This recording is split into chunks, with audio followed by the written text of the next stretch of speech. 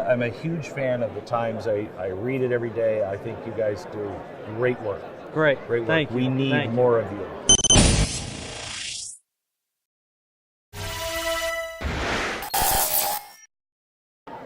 All right, everybody. I am with the legend himself, Mr. Glenn. Humble guy. He laughs when I say that, but you're one of the biggest personalities in information media today.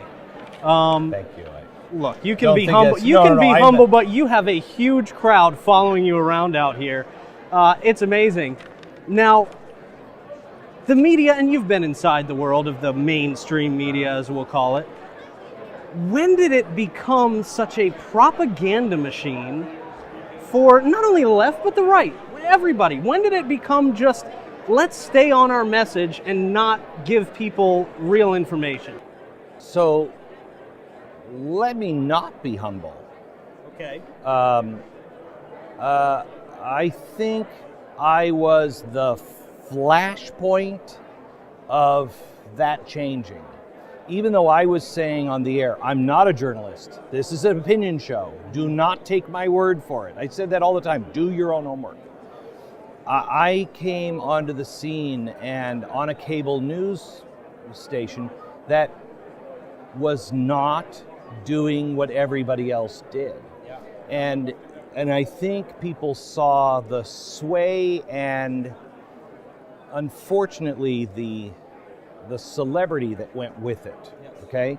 And everybody wants to be cool. I'm not cool, I've never been cool, but everybody wants to be that part of that in crowd. Everybody wants to make a difference. They want to go to work and feel like I did something today. Right. And it's intoxicating to know that the White House is watching you, that the White House stops at 5 o'clock and turns those channels all on, okay? Right. And I think that was the real hard turning point. I think that had been coming for a long time, but they hid behind the I'm a journalist, so they would craft it more carefully. Mm-hmm. And I think people actually did believe that there was a difference between journalism and commentary. But once you have a 24-hour news cycle, ratings become important. Celebrity status starts to come with it. Yes, it all changes. Yeah. I mean, I don't know if you've ever covered the White House press corps dinner. Have you ever been? I have not personally. I'm not that important. No. Don't ever go. Yeah. My wife and I, we went, and honestly, we got back to the hotel, and it was like a Lifetime movie where we were just rocking ourselves back and forth in the shower trying to get clean. It was the Oscars for ugly, uncool people, you know? Yeah. And it's all about celebrity. Yeah. That's bad for news. Yes, absolutely. Yeah. And it's become more entertainment than information. Mm-hmm. And I think people are craving, people crave real information these days because they just don't get it anywhere. Right. I think there's two things they crave. Okay. They crave authenticity. Yes. Okay. And that's not necessarily the same thing as truth. And that's what the media misses about Donald Trump. They say, how can you believe him? He's not, look at he's skewing the facts this way or that way. And he does. He's a salesman. Sure. Okay? Yeah. However, he's authentic. Yeah. That's him. And that's refreshing for a lot of people, especially the office of the president. So when you can't trust that anybody's going to give you the truth, you at least are looking for somebody who will say, who you can walk away and say, you know what, I disagree with the guy, but he gave it to me straight. He gave it to me. He didn't have a filter. Yeah. And that goes for you as well. And I hate to keep putting all the praise on you, but I think that's why you are very respected, because you don't have a filter. And people respect that. People like that. I actually do have a filter. Do you really? This is news. This is breaking news here, folks. Glenn Beck has a filter. I do have a filter of Immanuel Kant once said, there are many things that I believe that I shall never say, but I shall never say the things I do not believe. So there are things that I believe that I'm like, I'm not willing to say that yet. And perhaps I should have had more of a filter, but not when it comes to the truth. Not if it. We have to impose a self-imposed filter on ourselves without clouding the truth. Yes. Does that make sense? Almost, yes, it does. And almost for our career's sake, because you see people all the time now who will be picked apart. They say one wrong thing, and all of a sudden, the media blows it out of proportion. Yeah. These activist groups blow it out of proportion, and you are just You're an over. Evil person. Yeah. You're done. Nobody's going to hire you. Nobody wants to be associated with you. We need to restore the filter that we all used to have. When your wife says to you, "Does this dress make you look fat? Make me look fat?" Yeah. My favorite answer is, "No, your fat makes you look fat." Okay, but you don't say that. Of course. All right. Of course. There's nothing to be gained by saying that. But in today's social media world, there is something to be gained, because that would get a lot of retweets. Yes, right? And it's all about the reaction and the instant gratification today. Dopamine hit that we all get. Speaking of social media, what role do you think social media plays in the dissemination of real information today? Is it out there on social media? Or is it clouded by... It's clouded by social media. I would compare social media and the truth to, I'm trying to think of, a model who's beautiful. And is she really beautiful? Well, it's a lot of collagen here. There's a lot of work that's been done to make you look aesthetics. Yes. So there is some truth out there, but it's so hyped and so injected that you can't really recognize it most times. What do you think about the state that we're in, where social media companies seem to be deciding on their own unilaterally who gets to be on their platforms and who doesn't? I just talked to a lady who's running for Senate, and because of her views, she's running against Dick Durbin. Social media, Twitter has taken her down. Facebook has banned her for 90 days. What's your thought on all that? It seems insane. So as a publisher, I started The Blaze. Yes. And there are laws that I must abide by, and there are things that I must do because I have no protection under the law for destroying somebody's life without evidence, without, it's got to be true. Right.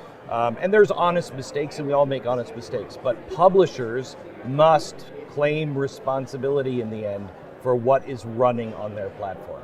Okay. A platform has protection from the law. You're like a parking lot. I can't tell you what cars are going to park there. I have nothing to do with the cars that are parked in there. Right. Okay? Right. So, you found drugs in a car. Well, I don't check cars for drugs. Right. Okay? Right. Not my job as a parking lot. Not my job. I'm a parking lot. Right. Okay. That's a platform. Twitter, Facebook, all of these things. YouTube. That's a platform. And they went to the government specifically and said, "You can't hold us responsible because look, anybody can post, so we can't be held responsible." Right. So they got platform status. Then they also got publishing status. So without losing the platform, they now can say, "Oh, and by the way, we're a publisher. We are going to control and pick and choose what's in there." Yeah. Okay. Yeah. You cannot have both. And the only way to change this is to require them to be a platform so all voices can be heard, or make it a publisher. And the argument is, well, if we make it a publisher, then they'll just take all conservative voices out. Good, let them, because then the free market will say, that's no good anymore. Yeah. Yeah, no, makes a lot of sense. If we don't solve that problem, and this is one thing I've been saying since I started The Blaze, I've begged people, and we're just getting to the point now to where it's happening, to where talent is starting to realize we better all hang together or we will certainly hang separately. And we have to stick together because we have to be big enough and strong enough, not surface level, deep. Not, hey, share this post. Correct. Let's act on things. Right, but know what we're talking about. Yes, be informed. If people who are watching us right now, if you don't know what the difference is between AI, AGI, and ASI, you're not going to have a place at the table to talk about it. I might have to get you to school me on some of that stuff, no, because those last two. Know. Yeah. So AI, artificial intelligence. Right. Everybody we says, all know that. Right, and everybody says, oh, we're working on artificial intelligence, AI. Right. No, we're not. It's kind of a vague term, too. Right, but we already have that. Yes. That's what we have. That's why you can have artificial intelligence, run algorithms and say, oh, you're probably going to do this or this sticking out. That's artificial intelligence. Right. Low level. AGI is artificial general intelligence. Now that's deep blue. That is, AI is like deep blue or that computer that can play Jeopardy. Okay, right, right. It's good at one thing, okay? So that one thing it can do, but you can't go to Deep Blue, which plays chess. It can beat all the chess players, or the AI that can play Go and beat all of the Chinese at Go. That guy's not going to wash your dishes. Right. He's not going to take care of your household chores. Correct. The AI system. Yeah. That AI can do that one thing. The next level up is AGI, general intelligence. That's what we have. We have general intelligence as human beings. Well, speak for yourself. You're good at generally a lot of things. Yeah. You may not go very deep, but you can have widespread. So AGI is the first step where, unlike humans, it will go very deep. Yeah. Okay, as deep as you can go across everything. That's where the danger steps in. And the difference between AGI and ASI is artificial superintelligence. It may never reach it. Some believe it could reach it within 10 hours. If AGI is allowed onto the internet, it can learn and with machine learning go way beyond to the point to where ASI is described as you're having a birthday party at your house. All your friends are standing around the kitchen. You've already blown out the candles. You've already had cake. And you're standing there talking. And you're all laughing. And there's a fly on the plate of the cake. It's just eating that. It doesn't know it's cake. Right. It doesn't know what a birthday is. It doesn't know it's a plate. Doesn't know it's a kitchen. And certainly doesn't know what you are. Right. ASI is the party. And we are the fly. That's how far ahead it will be. It's an alien life form. Yeah. And we're playing with that right now. And if that happens, and they say it could happen in the next 10 years, everything changes. It's a scary thought because of the potential there. It's a miraculous thought. But we're moving so rapidly towards it. How do you control something like that? You know? DARPA is right now, they're saying we should spend money to develop this because whoever gets it first will win. Well, that's if it's on your side. DARPA is saying, let's take our time and develop something that likes humans. Yes, okay? yes. Now, how do you guarantee that? You don't. Let's try to get it that way instead of just, hey, let's take this alien life form and pop it down here that's a million times smarter. And see what it does. Right. So everything in our life is going to change, and we're arguing about whether or not we can kill a baby after it's born. We are not ready. We are a 5-year-old playing with matches in a California forest. And a couple of cans of gas along with it. Yep. I know you got to go. There's a huge crowd out here. Our cameras can't see it. Half of CPAC is gathered here to speak to you after you leave here. Liar. I am not a liar. I am not a liar. Look at this. What's next for Glenn Beck? I'm not sure, but rolling with it. Yeah, but it's going to be very different. I don't think I'll be doing